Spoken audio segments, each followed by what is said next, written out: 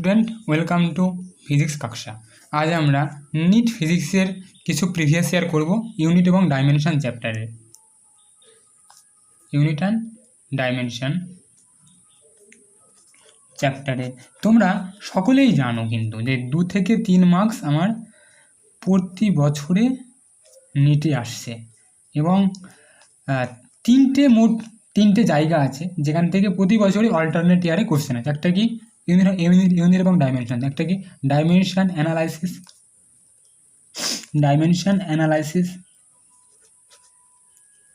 আর একটা কি তোমার এরর অ্যানালাইসিস,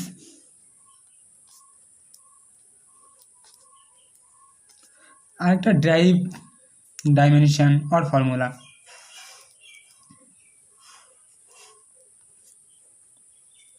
এই ধরনের এই তিনটে কনসেপ্টের উপরে বেশ করে আমাদের কোশ্চেন আসে।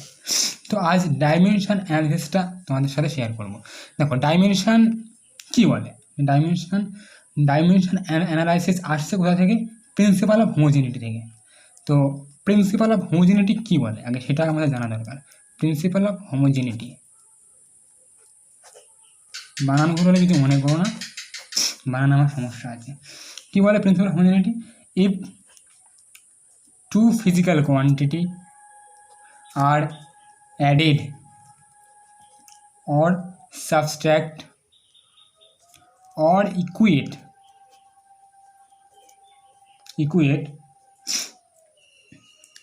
if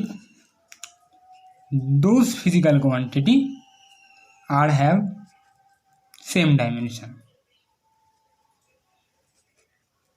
তার মানে এখানে কি বলছে, আমি বাংলাতে বলি যে তুমি তখনই দুটো ফিজিক্যাল কোয়ান্টিটিকে অ্যাড বা সাবস্ট্রাক্ট বা ইকুয়েট করতে পারবে যখন তাদের ডাইমেনশন সেম হবে। অর্থাৎ আমি 10 কেজির সঙ্গে কখনো 2 সেকেন্ড মাইনাস করতে পারবো না, এটা হবে না, এটা পসিবল।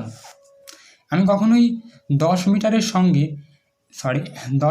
সঙ্গে 1 কেজি কখনো যোগ করতে পারবো না, এটা পসিবল না। তার মানে এখানে কি বলছে দেখো, অ্যাড বা সাবস্ট্রাক্ট বা ইকুয়েট তখনই করতে পারবে যখন তাদের কী হবে, সেম ডাইমেনশন হবে। অর্থাৎ কেজি সঙ্গে আমি কেজি যোগ করতে পারবো, যোগ করলে কি আসবে, কেজি আসবে। মিটারের সঙ্গে আমি মিটার মাইনাস করলে মিটার আসবে। তার মানে ফিজিক্যাল কোয়ান্টিটি ডাইমেনশনটা গুরুত্বপূর্ণ। যখনই আমি কোনো ফিজিক্যাল কোয়ান্টিটিকে অ্যাড বা সাবস্ট্রাক্ট করবো তখন তাদের ডাইমেনশন সেম হবে। এটা হলো বেসিক কনসেপ্ট। এই কনসেপ্টের উপরে বেস করে আমি কিছু কোশ্চেন করাবো, যেগুলো যে সমস্ত কোশ্চেন দেখবে অনেক কোশ্চেনই থাকে যেগুলো একটা কোশ্চেনের সলিউশনটা খুব বড় হয়ে যায়। কোশ্চেনগুলো দেখলে তোমরা বুঝতে পারবে আমি কোন ধরনের কোশ্চেনের কথা বলছি। তো সেই কোশ্চেনগুলো পুরোপুরি এই প্রিন্সিপাল অফ হোমোজিনিটি অর্থাৎ ডাইমেনশনের উপরে বেস করে আমি সলভ করাবো। ক্যালকুলেশনটা কম হবে কিন্তু একটু লজিক, একটু দিমাগ লাগালে সুবিধা হবে তোমাদের ক্ষেত্রে। কারণ নিট এমন একটা এক্সাম যেখানে তোমার 200টা কোশ্চেন থাকছে, টাইম দিচ্ছে কিন্তু 180 মিনিট। তার মানে তোমার কোশ্চেনের থেকে টাইম কিন্তু কম। আবার ওএমআর ফিল করতে হয়, তার জন্য ধরো 20 মিনিট, তাহলে তোমার এক্স্যাক্ট 20 মিনিট চলে যাচ্ছে তোমার ওএমআর ফিল করা দিয়ে। তাহলে তুমি 160 মিনিট পাচ্ছ। সেখানে তোমার 200টা কোশ্চেন রিড করা, তার মধ্যে 50টা কোশ্চেন থাকছে ফিজিক্সের আমার। তাহলে ব্যাপারটা বুঝতে হবে, তোমার ফিজিক্সে মার্কস কম হলে কিন্তু সিলেকশন কিন্তু হবে না। আর তাহলে তোমাকে ফিজিক্স কিন্তু ছাড়লে হবে না। আর ইউনিট এবং ডাইমেনশনের এমন একটা চ্যাপ্টার, এখান থেকে কোশ্চেন প্রতি বছরই আসে, নিট হোক যেই হোক সব জায়গাতেই আসে। তো এখানকার কোশ্চেন কম্পারেটিভলি ইজি হয়। তো এই কোশ্চেনগুলো তোমাদেরকে চেষ্টা করতে হবে এই কোশ্চেনের মার্কস পকেটে করা। তো না পারলে সমস্যা হয়ে যাবে। দেখো লেকচারটা দেখে আশা করি বুঝতে পারবে। চলো শুরু করা যাক। দেখো ফার্স্ট কোশ্চেন, দেখো এই কোশ্চেনটা হলো NLM, Newton lodge of মোশনের question, কিন্তু এটাকে আমি ডাইমেনশন অ্যানালাইসিস দিয়ে সলভ করে দেবো। এটাই হলো ডাইমেনশন অ্যানালাইসিসের কি বলবো, খুব সুন্দর একটা দিক যে এই কনসেপ্ট দিয়ে তুমি যে কোনো চ্যাপ্টারের কোশ্চেন সলভ করতে পারবে যখন এই ফর্মে দেবে। কারণ সাপোজ এখানে কি বলছে, ভেলোসিটি চাইছে, এখানে কি চাইছে, ভেলোসিটি চাইছে। তার মানে এদের ডাইমেনশন কি হবে, ভেলোসিটি হবে। আমি তোমাদের কি বললাম যে ডাইমেনশনালি সেম না হলে, অর্থাৎ এখানে দেখো কোশ্চেনটা এবার তোমাকে পড়ে শোনাচ্ছি। A car is negotiating on a curve road of radius R, road is bent at an angle theta and coefficient of friction between two tires of velocity on this road। কি বলছে এখানে ভেলোসিটি চাইছে, mainly আমার একটা জিনিস খেয়াল রাখো, এখানে কি চেয়েছে ভেলোসিটি দিয়েছে। তো আমাকে কী করতে হবে, ভেলোসিটি বের করতে হবে। আমি কি জানি ভেলোসিটির ডাইমেনশন কী হবে, ভেলোসিটির ডাইমেনশন এল টি মাইনাস ওয়ান। এবার দাও কী দিয়েছে এখানে অ্যাঙ্গেল থিটা, কী হয় থিটা আমার ডাইমেনশনলেস হয়। আবার দেখো কোএফিসিয়েন্ট অফ ভিসকোসিটি কী হবে ডাইমেনশনলেস হবে। আমি কি জানি ফোর্স সমান সমান এস ইন্টু এন। এখানে দেখো নর্মাল রিয়াকশন, এটাও একটা ফোর্স এটাও একটা ফোর্স, তাহলে কী হবে মিউ এস সমান সমান কী হবে ডাইমেনশনলেস হয়ে যাবে। তাহলে এবার তাহলে হলো ডাইমেনশনলেস হয়ে গেল। তার মানে কী দরকার ভেলোসিটি দরকার। তার মানে এই যে দেখতে পাচ্ছ চারটে অপশান আছে, এই চারটি অপশানের মধ্যে যেটা ভেলোসিটি হবে সেটাই আমার অ্যান্সার হবে, সেটাই আমার কী হবে অ্যান্সার হবে। আর এখানে দেখো এটা কী হবে, এটা দেখো এটা কি ডাইমেনশনলেস, তো ডাইমেনশনলেসের সঙ্গে আমি ডাইমেনশনলেস অ্যাড করতে পারবো, তার মানে এটা ডাইমেনশনলেস হবে। আবার এটা ডাইমেনশনলেস, তো এটা ডাইমেনশনলেসই হবে। এখান থেকে দেখলে বুঝতে পারবে এটা ডাইমেনশনলেস। তো দেখো এটা আমার কী হয়ে গেলো ডাইমেনশনলেস হয়ে গেল। তার মানে এই সবগুলোতে দেখো এই পোর্শনটা দেখো, এই পোর্শনটা এটা কী হয়ে গেল ডাইমেনশনলেস হয়ে গেল।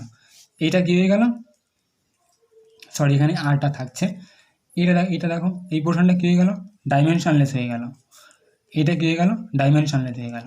তার মানে পড়ে থাকলেও কি এইগুলো। এবার এগুলোকে আমি একটু করে দিই তোমাদের।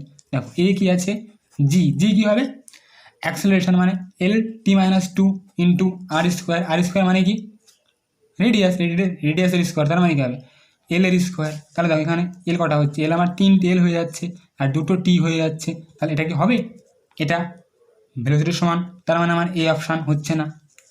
এবার দেখো বি অপশান কী বলেছে, দেখো জি দিয়েছে এল টি মাইনাস টু আর আর দিয়েছে এল হবে, তাহলে দেখো কী হচ্ছে এল স্কোয়ার টি মাইনাস টু, রুট তুললে কী হবে এল টি মাইনাস টু। তাহলে বুঝতে পারলে অপশান বি আমার কারেক্ট, তাহলে অপশান বি কারেক্ট।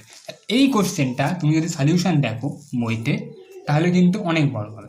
আমি তোমাকে আর একটাও করে দেখাচ্ছি, সি অপশান। দেখো সি অপশানে কী আছে জি বাই আর, দেখো জি কী হবে এল টি মাইনাস টু বাই এল, তো এল কেটে যাচ্ছে, তাহলে ওখানে কী দেখছে এখানে টি ইন মাইনাস ওয়ান থাকছে, তাহলে এটা কি হচ্ছে এখানে কী বলেছিল ভেলোসিটি বলেছিল।